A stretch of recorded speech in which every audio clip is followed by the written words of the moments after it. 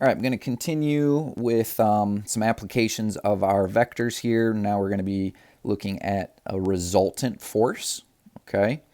Because two forces can be represented by two vectors, they can be added using their components, and the sum of that process would be known as the resultant force. It's the sum of two or more forces, okay? It's important to understand that the resultant force, it produces the same effect on an object as that obtained when each individual force acts on the object, okay? And we're thinking of the resultant force, it's like a shortcut. So notice the picture here.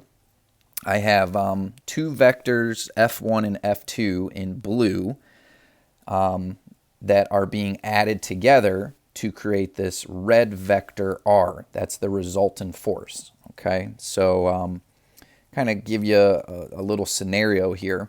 Let's say we start at the origin with the placement of a box, and we apply the first force vector to it. So after this vector is applied to it, the object ends up here, right?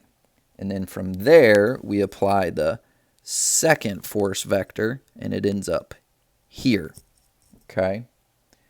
Rather than applying those two vectors separately, you could have wound up in the same terminal location, the same terminal point, as if you just started at the origin and applied this resultant force vector R. Okay, so that's why I say think of it like a shortcut. Okay?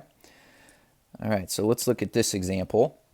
Here I have two forces of magnitude 30 pounds and 70 pounds acting on an object at angles of 45 degrees and 120 degrees with my positive x-axis. I want to find the resultant force R, which again is just the sum of my two force vectors in both component form and in terms of I and j. Okay, so let's begin by just coming up with force vectors that can be added together, okay? And I'm going to do this initially in just component form. So let's say we want to find the first force vector, F sub 1. That's just going to be equivalent to the horizontal component would be 30 times cosine of the direction angle, which is 45. And then the vertical component would be 30 times sine of 45. All right, and then we're going to simplify those. Cosine is radical 2 over 2. So is sine. And when I multiply 30 with radical 2 over 2, I'm going to simplify that to 15 radical 2 for both my vertical and horizontal component.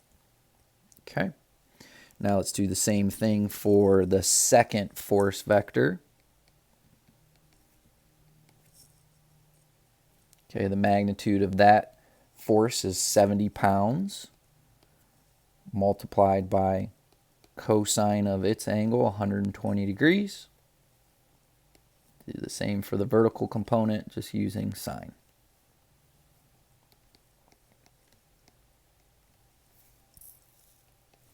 Okay, now you're going to evaluate both cosine and sine of 120 degrees. Cosine is going to be negative 1/2. And then sine is going to be radical 3 over 2. Positive radical 3 over 2. All right, so now we simplify. 70 times negative 1/2 would be a vertical component, or I'm sorry, horizontal component of negative 35. And then 70 times radical 3 over 2 would be a vertical component of 35 radical 3. Okay. So now I'm adding these two vectors together. So my resultant force vector R is nothing more than the sum of F1 and F2. And that's just combining their components together, their corresponding components. So initially that would be 15 radical 2 minus 35 for the horizontal component, and then 15 radical 2 plus 35 radical 3 for your vertical component. And then just to give us a little bit more concrete values, I'm going to approximate these. So let's see, 15 radical 2 subtracted by 35, so that's negative 13.8 approximately. And then 15 radical 2 plus 35 radical 3 is 81.8 approximately. Okay, so that would be your component form, and here would be in terms of I and J.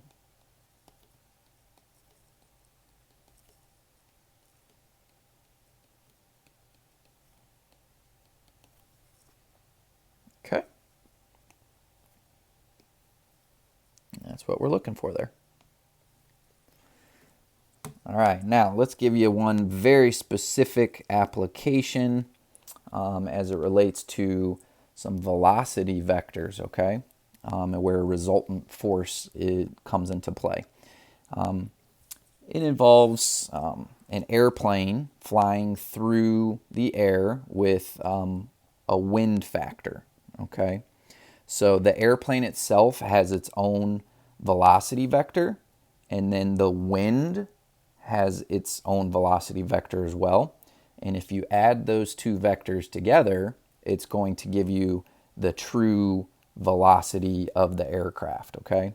So notice the situation here. I have a pilot wishing to head directly north. Now, directly north would mean I have an angle.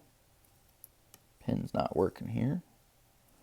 Directly north would mean I'd have an angle of 90 degrees associated with that airplane. And it's maintaining an airspeed of 500 miles per hour, so that's like the magnitude of the velocity vector. But then it's faced with a wind speed of 60 miles per hour in a southeasterly direction.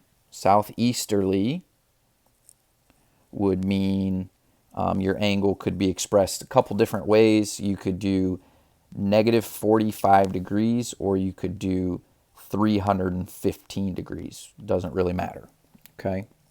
So think, if my plane's heading north, but then the wind is coming against it in the southeasterly direction, that's going to affect the speed and the direction of the aircraft, right? Instead of heading true north, it's actually going to push it a little bit to the east a little bit, and then it's going to slow it down just a bit, right? If you're heading into the wind, it slows you down, okay?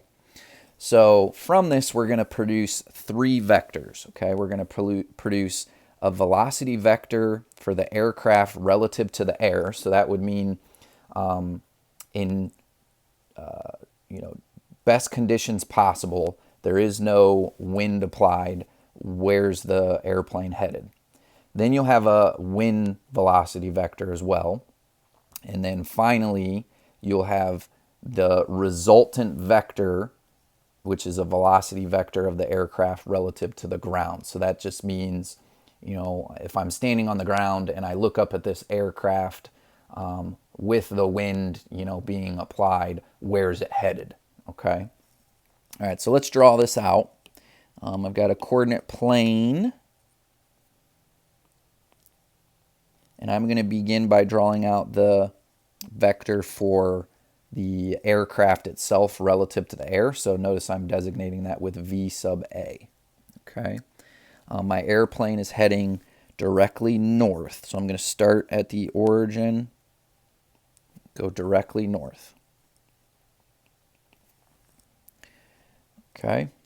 Now that vector, let's represent it in component form, would be 500 times cosine of 90 degrees, comma, 500 times sine of 90 degrees. Okay. Let's simplify that.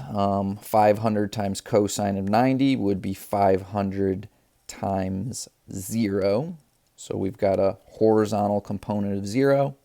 500 times sine of 90 would be 500 times 1, or 500. Okay. So basically what that's saying, with no wind into account, you're going to travel exactly 500 miles in 1 hour, and you're not going to move off course from directly north. Okay. Now we bring the wind into play. So the wind is a much shorter vector. It's only got a magnitude of 60 miles per hour, and it's headed in the southeasterly direction, and we would assume that to be the true southeasterly direction. Okay, so now we've got a second vector, v sub w, which would be 60 times cosine of, I'm going to just use the negative 45 degrees, and then 60 times sine of negative 45 degrees. Okay, so that's 60 times radical 2 over 2, and 60 times negative radical 2 over 2, which is going to give me 30 radical 2, comma, negative 30 radical 2. Okay. Now you got to think, if I were to try to add those two vectors together, that's going to create, the actual path of the aircraft. Okay. So we'll represent that as v sub g, and that's just the sum of VA plus VW. And think, the airplane's headed true north, the wind hits it in the southeasterly direction. That's going to knock it off course just a little bit. If you think of adding the blue and the red vector together in that tail to tip fashion, it's going to create this other vector in green here, positioned somewhat similar to how I've drawn v sub g. Okay. Now to actually add these together, just add the components. So the horizontal components are 0 and 30 radical 2. And then the vertical components are 500 being added with the negative 30 radical 2. And I'm going to leave that in exact form. Okay. So basically what we're saying is, once the wind is taken into account, this airplane, after 1 hour, it's going to end up in the location of 30 radical 2, comma, 500 minus 30 radical 2. Okay.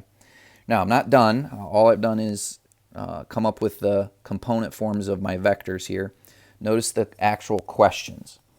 I'm being asked to find the actual speed and direction of the aircraft relative to the ground. Okay. So let's start with the actual speed.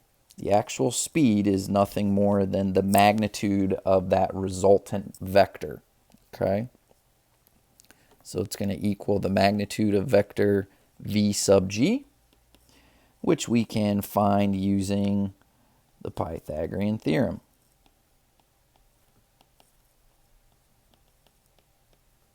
I'm just going to punch this into my calculator all at once. Use parentheses appropriately here. Put parentheses around the 30 radical 2 before you square it. Put parentheses around the 500 minus 30 radical 2 before you square it. And I am ending up with a speed of approximately 459.5 miles per hour. Okay, so I think that makes sense. That's a reasonable result. If your airplane was headed 500 at a speed of 500 miles per hour without the wind, but then you bring the wind into account that it's flying against, it's going to slow the plane down a little bit. Okay. All right, now for direction, this is probably the tougher part here. And you've got a couple ways you can do this.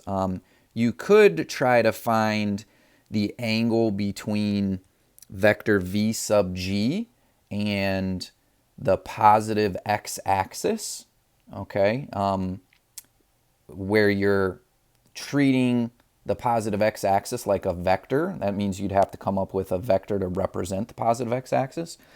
Or, to me, the easier thing to do here is just to use the inverse tangent function, okay? All I need to do to find theta is find inverse tangent of 500 minus 30 radical 2 divided by 30 radical 2. Notice where those numbers are coming from.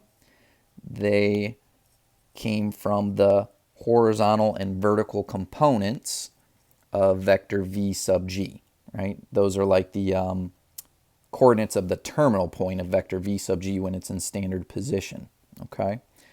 Now, be careful when you punch this into your calculator. Put parentheses around all of that. And let's see what we get here. This should be a first quadrant angle.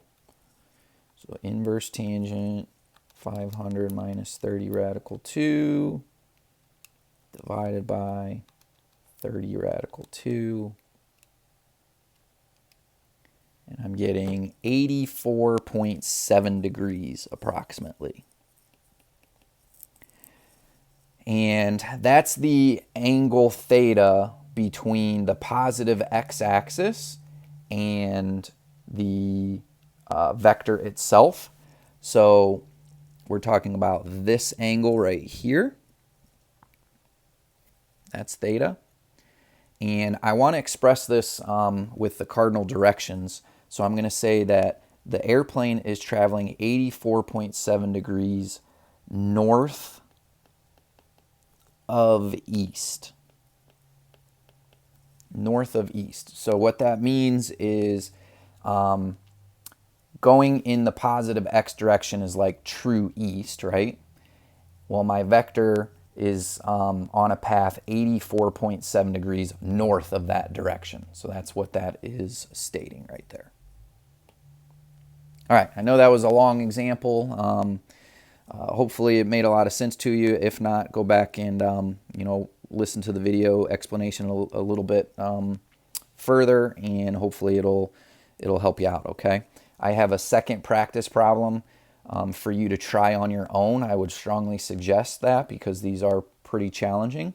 So take a moment to try practice 2, pause the video as you do so, and then you can come back and you can check your work with mine.